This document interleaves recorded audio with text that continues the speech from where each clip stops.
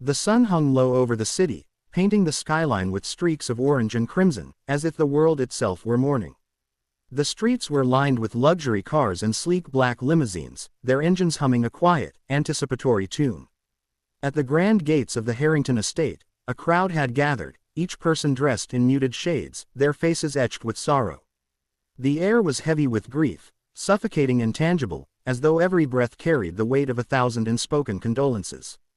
At the center of it all stood Jonathan Harrington, the billionaire heir whose empire stretched across continents, now preparing to bid farewell to the one person who had meant more to him than money, power, or prestige, his wife, Serafina. Today, they were burying her, a tragedy that had stunned the city, a loss so profound that even the coldest hearts seemed to ache. But as the ceremony was about to begin, a voice rang out across the manicured lawn, cracking the fragile silence like glass breaking.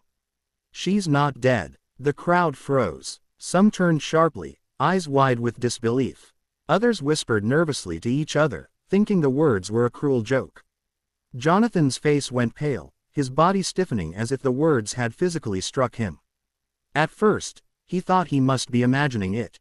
But then he saw the man who had shouted, a disheveled figure standing near the edge of the crowd, hands raised, a garbage collector uniform stained with dirt and refuse. The man's name was Marcus Vega, someone the world would usually overlook, a man whose life was spent cleaning what others discarded. And yet here he was, boldly interrupting a billionaire's final farewell, his eyes burning with a fierce, unwavering certainty. The crowd tensed, unsure of what to do, some ready to confront the man, others simply frozen by the audacity of it all. Jonathan felt his knees weaken, a strange mix of hope and disbelief swirling inside him. "Wait," he managed to say, his voice hoarse.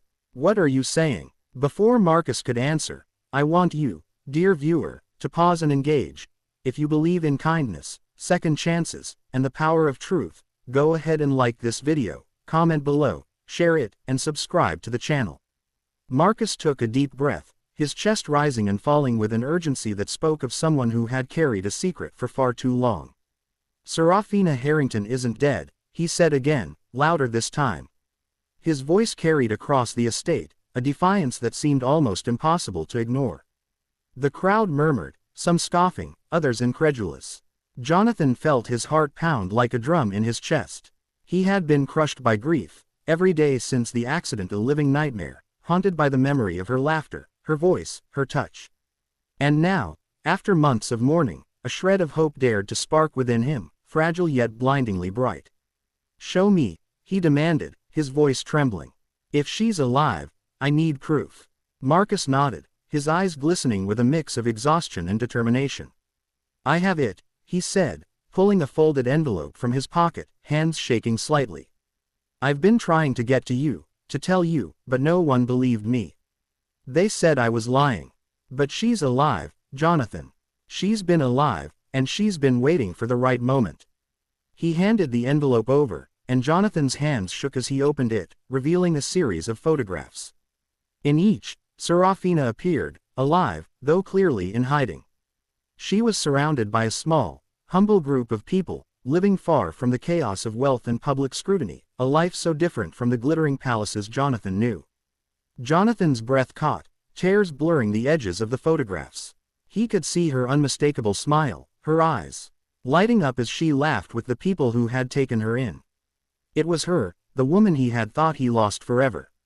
The crowd was silent now, the tension nearly unbearable.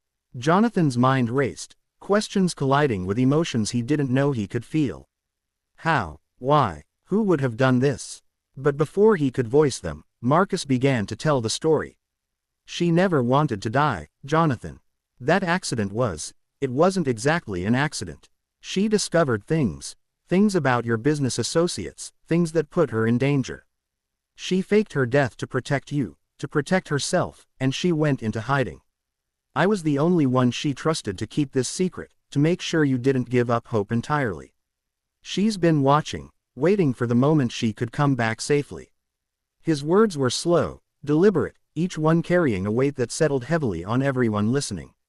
Jonathan felt as though the world had stopped spinning, that time itself had frozen in that exact moment. He looked around, finally seeing Marcus not just as a garbage collector but as a lifeline, a man whose humility and courage had defied societal norms, whose determination had brought him here at the most crucial time.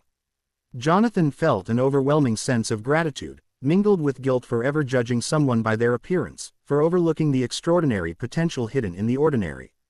"You risked everything to tell me this," he whispered, his voice choked with emotion. Marcus nodded, silent, letting the moment speak for itself. Over the next few hours, a flurry of activity overtook the estate. Private jets were readied, cars were packed, and the press, initially kept at bay, began to catch wind of the unbelievable revelation.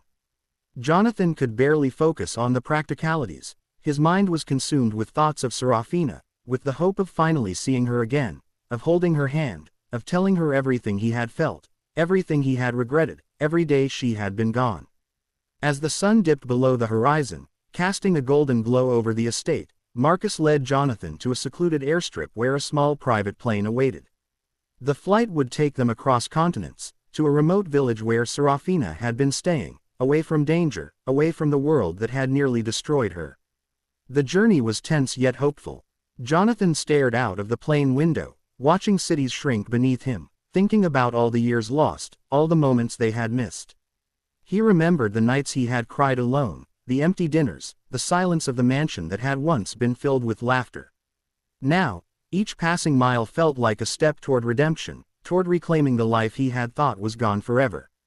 Marcus sat beside him, quiet but vigilant, the weight of his secret finally ready to be shared openly.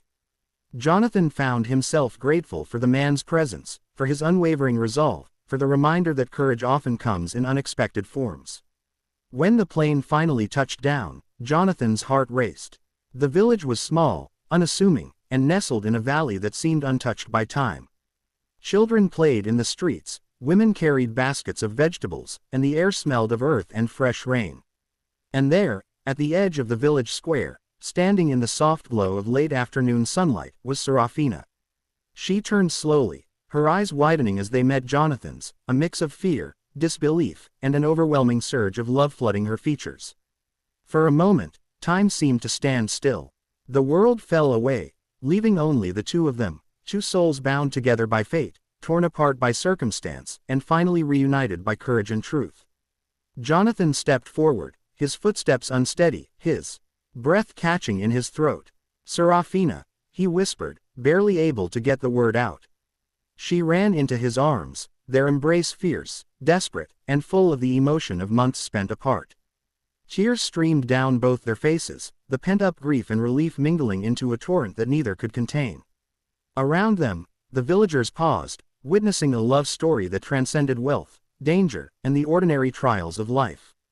Jonathan held her tightly, promising silently that he would never let her go again, that he would protect her with every fiber of his being, that he would cherish her above all else. Marcus stood to the side, a quiet smile tugging at the corners of his mouth. He had been the bridge between despair and hope, the one who dared to speak the truth when the world told him to remain silent. Jonathan approached him, gratitude shining in his eyes. "Marcus," he said softly, "you saved her, and you saved me. I don't know how to ever thank you enough." Marcus shook his head, humility etched in every line of his face. "Just promise me you'll live fully, and that you'll remember that even the smallest acts of courage can change the course of someone's life. That's enough for me." As the sun finally disappeared behind the hills, leaving the sky streaked with the soft purple hues of twilight, Jonathan and Serafina walked through the village, hand in hand, taking in the simplicity of a life that had once seemed unattainable. He noticed the children smiling, the women offering greetings, the beauty in the ordinary world, and he realized that love, resilience, and second chances were far more valuable than anything money could buy. And in that moment, Jonathan understood that sometimes, it takes someone unexpected, someone who sees beyond the surface, to remind us of the extraordinary hidden in the ordinary. Before we conclude this story, I want to ask you, dear viewer, if this tale of hope, courage, and second chances touched your heart, please engage with the video, like, comment, and share it. Let others feel the same emotions, the same inspiration, the same belief that love and truth can prevail against all odds. As the stars began to dot the night sky, Jonathan and Serafina sat outside the small cottage where she had been living, their hands intertwined, their hearts finally at peace. Jonathan whispered a promise he would keep for the rest of his life. That no matter what challenges came their way, they would face them together. And somewhere in the quiet of the night, Marcus watched from a distance, satisfied that his part in this extraordinary story had been fulfilled. The garbage collector, the unlikely hero, had reminded the world, and Jonathan Harrington, that sometimes the greatest acts of courage come not from wealth or status, but from a heart willing to act, even when no one is watching. And so, beneath the vast expanse of the night sky, a billionaire and the woman he thought he had lost forever found each other again, and a man whose life was spent in humility and service had changed their world forever. It was a story of hope, of second chances, and of the enduring power of love, a story that reminds us that even in the darkest moments, miracles can happen if we dare to believe.